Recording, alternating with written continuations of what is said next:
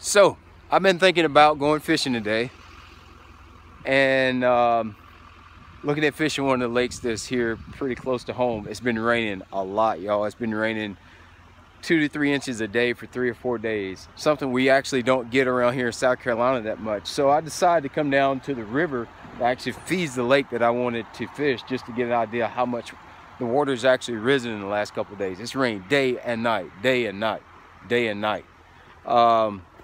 And yeah, it's flooded. You see, this is actually supposed to be parking lot here. Like, that's supposed to be parking lot, and that is the Reedy River that is right there in the parking lot. So yeah, we've got some rain, but it's a condition that I'm actually really interested to get out there. And you can see the water's actually been higher. You can see right here on the ground, the water's been higher overnight. The rivers actually went down a little bit, but I'm actually interested to get out there and fish. A lot of times I noticed on tour, the last 2 years I fished FLW tour, I've had to fish in flooded water conditions, and I did not know what to do because we very rarely get a lot of rain here in the upstate of South Carolina. We're mostly faced with drought. Most of the time our lakes are 5, 6, 7, 8, 9, 10, 15 foot low, a whole lot more than they are 3, 4 foot high. So how do you get better at fishing flooded conditions? You get your butt out there and you figure out how to catch fish when the lake is flooded. So I'm going to go to a lake that the Reedy River fishes, called Lake Greenwood, and I'm going to see what's happening. What does it look like? I'm going to get out there in the nasty and try to figure it out. Bring you along with me.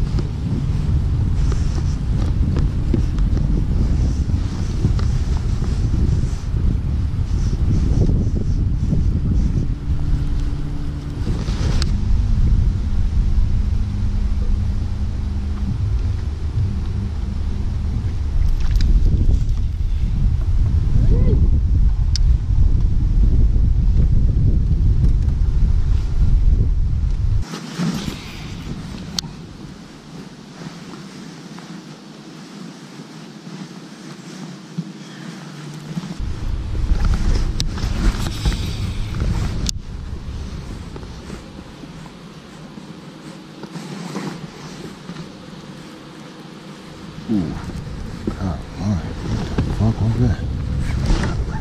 Fish. I felt you hit it the first time. Felt that fish hit that thing the first time. I was like, oh my God, you can feel it skip. It kind of tells me something. Wow, look how chunky that sucker is. Jeez, he's chunky. He kind of gave me a clue on something. That guy, he hit it one time. I was like, dang, it felt like a fish. Hit it again, he missed it. Kept reeling it, he finally got it. I think I know what it is. I think they're having a hard time honing in on that spinnerbait. So maybe I need to throw something with a little bit more, that moves a little more water. Just to show you a little bit about what I'm doing here. Just trying to add a little bit more water displacement to my spinnerbait here. So what I'm actually doing is I'm taking a little small 4-inch swim bait with a boot tail on the back of it. Perfect world, I would like to have a little bit of super glue today, but I don't have any. And just making that spinnerbait a little bit more bulky, just a bigger profile. So making it a little bit more bulky so it just kind of moves more water. A little boot tail will kick some, gives the bait a little bit more bulk. Another thing you can do too is the other thing you guys can do too is you can put 2 skirts on here. That'll give it some bulk. I kind of don't want to do that today because it does slow the fall rate down a little bit, but first thing I usually start at, if it was really muddy, I probably would do 2 skirts, but I like to start with the little swim bait on the back, and hopefully that just lets them hone in on the bait a little better.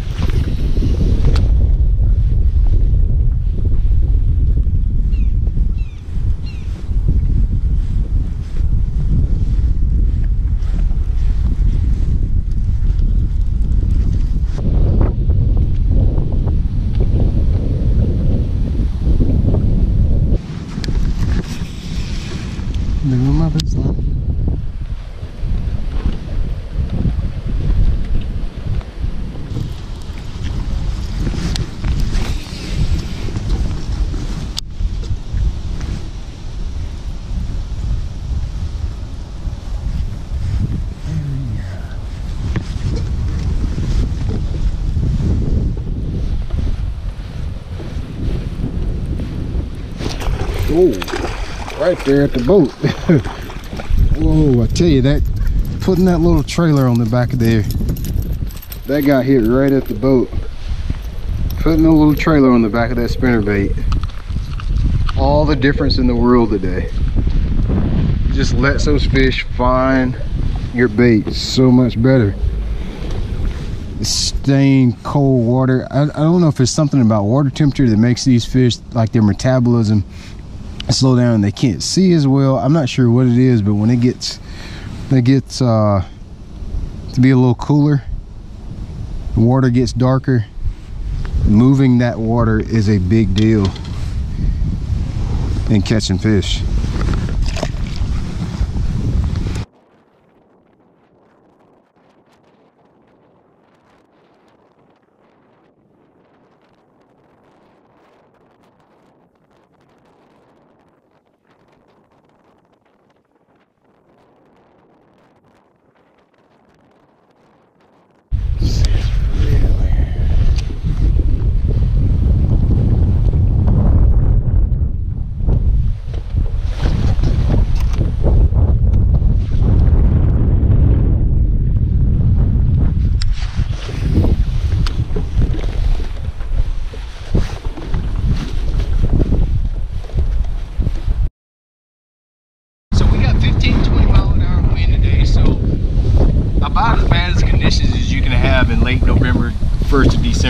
I wanted to do this. I've been planning to come out one day when the weather's just absolutely nasty, the worst conditions. I didn't want to fish when the conditions are good. I want to see how I need to catch fish when it's windy, when it's cold fronts come through, water's rising, it's hot, cold and muddy.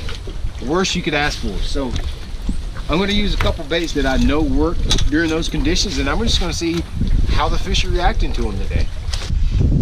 When you're faced with dirty water like what we have, colors kind of go down on my priority list. It becomes more about the profile, the size of bait, and where I need to be fishing. So I've got 3 baits that I'm going to use today. One is a good old-fashioned just black and blue jig that I tipped with the Z-Man palmetto bugs here, and then I'm also using a chatterbait, one of my favorite of all time for fishing stained water. It just moves so much water, so aggressive. It's good for fishing around rocks, good around fishing around just on nothing, good fishing around just about anything I'm gonna come across. I can fish it on the bottom, anywhere in between. We're gonna throw that all dark colors, and then I'm also gonna throw a spinnerbait. Don't forget the spinnerbait, guys. Spinnerbait's awesome when you got stained water like what we got now, or really muddy water. It's not even stained. Big double tandem Colorado blade and white and chartreuse.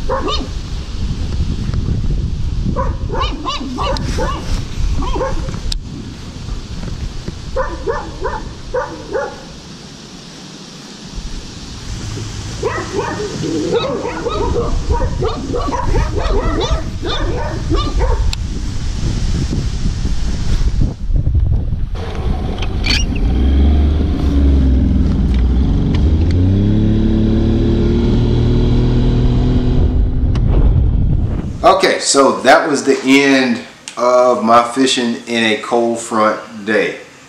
Now, you see why I went out there to practice in that. Only caught one other fish that I didn't have on camera. Don't know what happened. Just didn't have my GoPro turned on.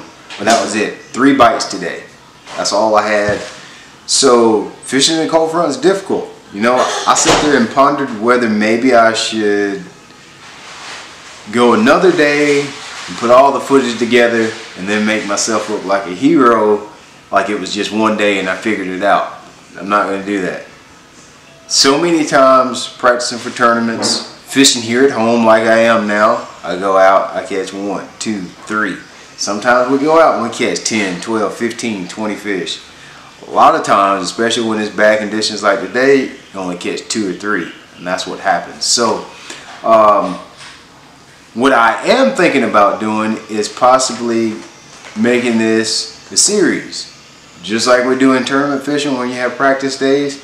Alright, day 1 of practice, we go out and catch 2 or 3 fish. Day 2, we know we need to do something different. So I'm thinking about going to a totally opposite end of the lake where I fished today, tomorrow, and seeing how it turns out. Just try some different creeks. A little bit further, we just kind of ran out of time today, so go to some creeks down on the lower end of the lake and see how it turns out. Just adjusting. Most of the time it's not adjusting baits, it's not adjusting where you cast. A lot of times it's just adjusting the end of the lake, going from one creek to the next. One creek has bait in it, the other one doesn't. One has a little bit warmer water temperature than the other one does. Maybe a creek has a little less fishing pressure than another one does. So I think that's what we're going to do. We're going to keep it real here on this deal.